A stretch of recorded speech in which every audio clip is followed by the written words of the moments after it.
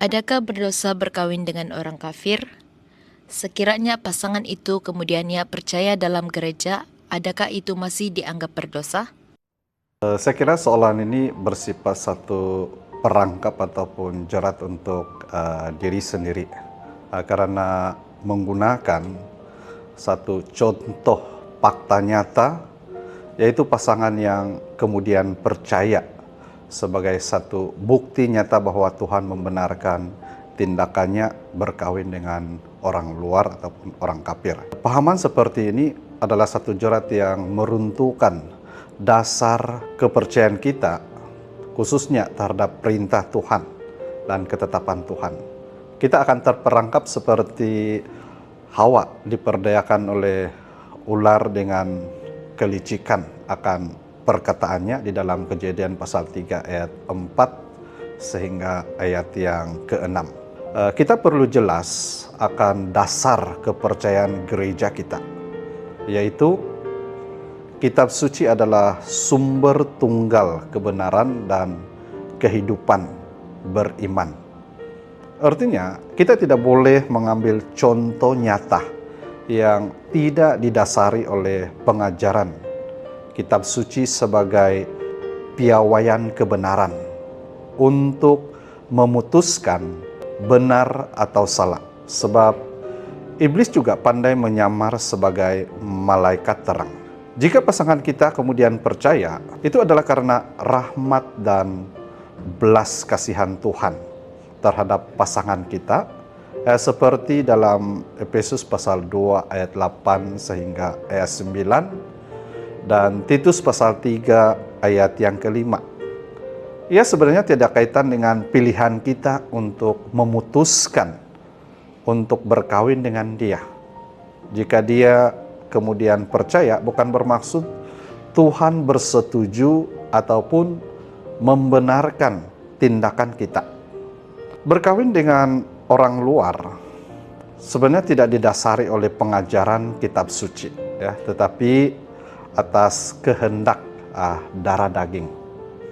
Nah, ini kita dapat lihat ya, misalnya dalam Kejadian pasal yang ke-6 ayat 2 hingga ayat 3 di situ mencatatkan anak-anak Allah melihat kecantikan anak-anak perempuan manusia itu dan mengambil istri dari antara mereka siapa saja yang mereka sukai, ya, siapa saja yang mereka sukai. Melihat keadaan itu, Tuhan berfirman dalam ayat yang ketiga, Rohku tidak akan selama-lamanya tinggal dalam manusia. Sebab apa?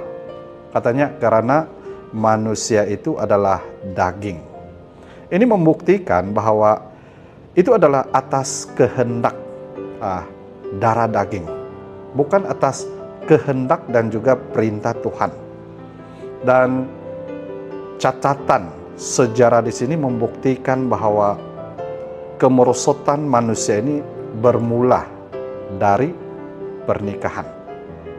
Kita sendiri boleh membuat statistik ya, berapa ramai orang yang berjaya memelihara iman karena memilih jalan ini, dan berapa ramai orang yang tersandung di pertengahan jalan karena memilih jalan ini. Baik, kalau kita lihat di dalam Kitab suci, perintah tentang ini sangat jelas, baik dalam Perjanjian Lama maupun Perjanjian Baru. Firman tentang ini adalah selari, dan itu adalah satu kebenaran. Dalam Perjanjian Lama kita dapat lihat di dalam Keluaran pasal 34 ayat 12 dan juga ayat 16. Waktu ini umat Tuhan masih lagi berada di Sinai.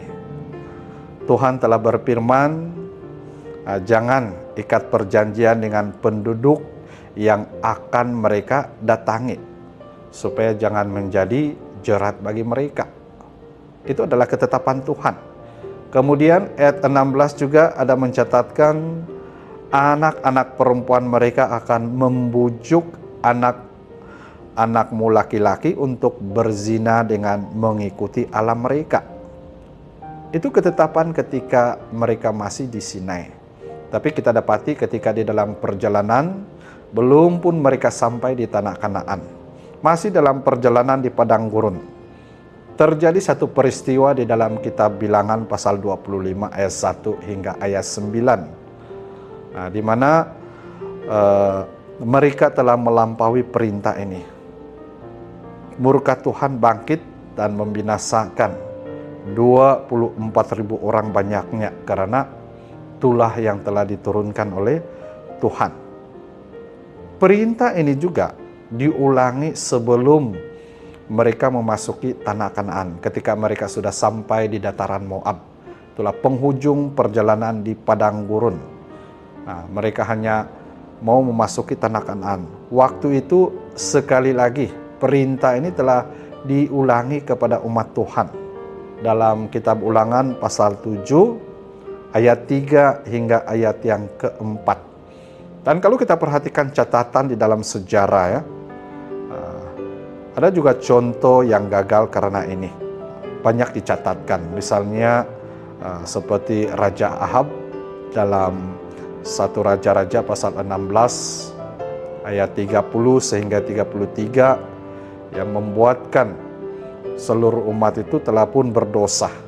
Nah, demikian juga dengan Salomo dalam 1 Raja-Raja pasal 11 ayat 1 sampai ayat 10. Kemudian dalam sejarah juga, setelah umat Tuhan itu kembali daripada pembuangan, sekali lagi ditekankan tentang hal ini. Nah, dalam Ezra pasal 9 ayat 12 dan dalam kitab Nehemia pasal 13 ayat 24 sampai ayat 27. Kemudian dalam perjanjian baru pun juga jelas menekankan hal ini. Dalam 2 Korintus pasal yang ke-6 ayat 14. Di situ mengatakan, janganlah kamu merupakan pasangan yang tidak seimbang dengan orang-orang yang tidak percaya. Jadi ringkasnya di sini adalah ketetapan Tuhan dalam perjanjian lama dan juga perjanjian baru tentang perkara ini adalah selari. Tuhan melarang perkara ini. Akibat dan kesan dari pilihan ini akan membuatkan kita berubah setia terhadap Tuhan, sehingga membangkitkan murka Tuhan, ataupun membuatkan kita akan mengalami kemerosotan di dalam kepercayaan. Dalam kitab suci, tidak ada firman yang menyokong bahwa satu jiwa melalui pernikahan, karena ini akan merisikokan keselamatan jiwa rohani sendiri. Memang tidak dinafikan melalui pernikahan ada orang yang berjaya memimpin orang itu sehingga percaya kepada Tuhan dan menampakkan kemajuan, perkembangan di dalam imannya. Namun, kita perlu bertanya kepada diri kita sendiri. Kita perlu melihat kepada diri kita sendiri. Adakah diri kita akan menjadi salah satu dari antara mereka? Atau akan menjadi salah satu dari antara mereka yang akan gagal? Mohon Tuhan memberikan hikmat kepada kita untuk membedakan kehendak Allah. Apa yang baik, apa yang berkenan kepada Allah, dan apa yang sempurna. Sekian perkongsian. Haleluya.